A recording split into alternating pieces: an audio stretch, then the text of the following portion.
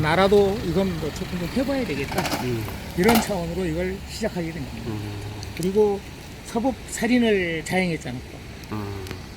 그 기자니까 아시겠지만 KTX 노조 그분들 1, 2심 다 이겨놓고 대법원에서 박근혜랑 짝짝꿍하는 바람에 전부 다 그 당시 합의금까지 받은 거 뱉어내고 그분 그 아줌마는 자살하셨잖아요. 그로 인한 피해로. 그리고 자 뻑하면 다 노조 아님이라는 게 대법원 장난이랬던 거 끌어놨잖아요. 그뿐입니까? 쌍용자동차는 뭐라고 또 얘기를 할 겁니까? 각체의 대법원 양승태라는 자가 각체의 그 범죄를 안 저지른 데가 없잖아요. 그리고 간첩단 사건으로 해서 진도에 계신 분 엊그저께도 기사가 나왔던데 그분 같은 경우도 솔직히 말씀드려서 승소해서 국가에서 배보상 했지 않습니까? 과거사진상위원회라든가 여타에서 다. 그런데 양승태가 기간이 지났다고 이자랑 뭐랑 다 내놓으라고 해서 그분 지금 어떻게 살고 있습니까? 논법까지 팔고 지금 지내고 있지 않습니까? 그러한 작자를 전임 대법원 장관이라고 범죄자인데도 국가 내란 의무보다 더 큰 범죄자인데도 김명수 대법원 장관이 옹호하고 감싸는 것은 이건 이 법치국가가 아니지 않습니까? 내가 잘못해가지고 법원에 가서 조사받고 와서 판결받으라 할 때 우리 가족끼리 의논해서 야 가지 말자면 안 가도 된다는 거 아닙니까? 쉽게 생각하면 되잖아요. 그래서 이거는 사법농단이 아니라 국헌문란이고 그 헌법을 농락한 것이기 때문에 국가보안법 위반 국가 내란죄로 처벌을 해야 되는 그러한 자를 옹호하는 김명수도 사퇴해야 된다. 그리고 그 추종 세력인 법원장들도 다 사퇴하고 합당한 처벌을 받아야 된다. 그걸 요구하기 위해서 나와 있는 겁니다. 아주 대단하신데. 이건 해야 될 일, 누구나 해야 될 거 아닙니까? 근데 그 개인이 그렇게 용기를 내서 이렇게 한다는 게 어려울 건데. 아닙니다. 이거 잘못된 거는 고쳐야 되고 내 아들들, 내 자식들이 살아가야 했다가 아닙니까?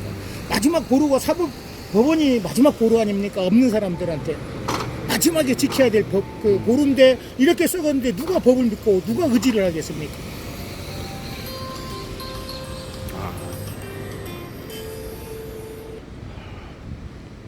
그렇지 않습니까? 사법이란 게 마지막 없는 사람들, 약자들이 마지막 보루인데도 불구하고 권력에 결탁해서 법을 자기 마음대로 자기 입맛대로 자기들 그 밥상 위에 얹어놓은 반찬 골라 먹듯이 자기들 입맛에 재단한다는 것은 이건 내 아들 딸들이 어떻게 이런 국가를 믿고 국가에서는 아이들 많이 낳으라 그러는데 이런 법 체제에서 어떻게 누가 아이들 많이 낳겠습니까? 작은 이러한 거 하나부터 크든 작든 하나부터 잘못된 것은 고쳐야 되는 게 박근혜도 탄핵받고 교도소가 있습니다. 그 추정하고 같이 하던 그런 작자들이 거기에 대해서 이런 방구 지금 사과 한마디도 없고 오히려 자기들 요전에 어제 그제 나온 기사에 보면 법원장들이 그런 사실이 없다고 딱 단정했습니다.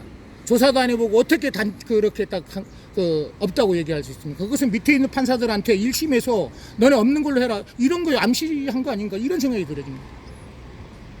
범죄 사실이 있는지 없는지는 검찰에서 조사를 하고 판사들이 판결을 하는 건데 위에서 지금 법원장이라는 사람들이 이런 사실이 아니다 없다라고 하는 것은 이건 미리 묵시적으로 이건 밑에 사람들한테 압력을 가하는 거 아니냐 이것 또한 문제 있는 거 아닙니까?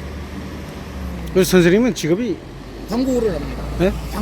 광고. 네, 간판하시고 오늘 일도 안 하시고 일단은 보통 아침에 8시 반부터 10시, 9시 반씩 10시까지 하고 들어가서 일하고 그럽니다. 아유. 그렇다고 매일 와서 할 수 있으면 하고 저 일이 있어서 못 나올 때는 어쩔 수 없는 거고 생계도 유지해야 되니까 시간 날 때 오는 겁니다. 시간 날 때. 언제부터? 월요일부터 했습니다. 월요일부터. 네. 그 기사 금요일 날 나온 기사를 보고 네, 바로 작업을 하는 거 피켓 만들고 작업을 하는 겁니다. 이거. 저는 어디 단체 소속이 된 줄 알았는데 개인이 순수하게 네, 개인. 나오셔갖고 그냥 흔히 말하는 요즘 말하는 사람 유행어로 촛불시민. 그렇겠습니다. 언제까지 하실 겁니까? 모르겠습니다. 그것도 무한정이고요. 기간이 없이 뭐 기간적이고 그때 끝나면 뭐 하랍니까? 그 끝나기 전에 뭐 한다, 끝난 후에 안 한다 이게 아니라 뭐 내일이라도 진짜 제대로 검찰에서 조사를 한다면 그만둘 수도 있는 거고. 그 김명수 대법원 장관이 이거 잘못됐으니까 뭐 잘됐든 잘못 검찰에 다 맡기고 다 오픈하겠다. 특조단에서 조사한 거 다 검찰에 넘기겠다. 이렇게 넘긴다면 저 중단할 수 있는 거죠. 그때는.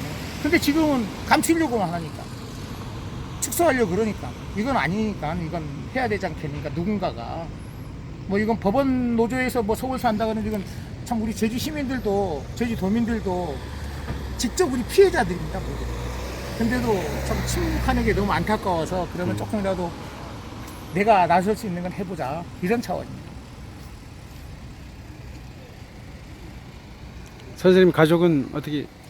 예, 이제 서울에서 대학 다니는 아들 하나 있고, 마누라 하나 있고. 사모님은 말리지 않아요? 집사람은 역시 기사를 보고 뭐 저런 게 있느냐.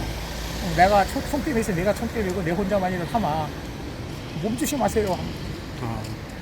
연세가 어떻게 되세요?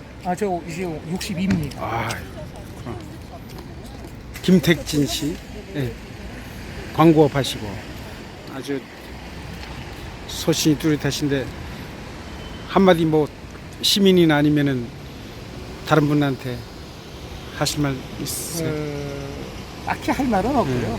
불의를 보고 침묵하는 것은 그 또한 동조자고 그 또한 공범이라고 생각하거든요. 예, 작든 크든 조금이라도 이런 그 사법농단이 아닌 헌법 위린 이런 내용을 좀 더 생각을 해보시고 과연 가진 자들이라고 얘기하고 싶은데 저렇게 권력을 가진 자들이 힘을 갖고 있는 자들이 공정하지 않은 그 판결을 하고 한 거에 대해서 나도 당할 수 있고 내 가족이 당할 수도 있지 않겠습니까? 그래서 이런 거 초기에 처음부터 잘못된 거 지금까지 묵인해 왔기 때문에 모른 척 했기 때문에 이렇게 온 겁니다.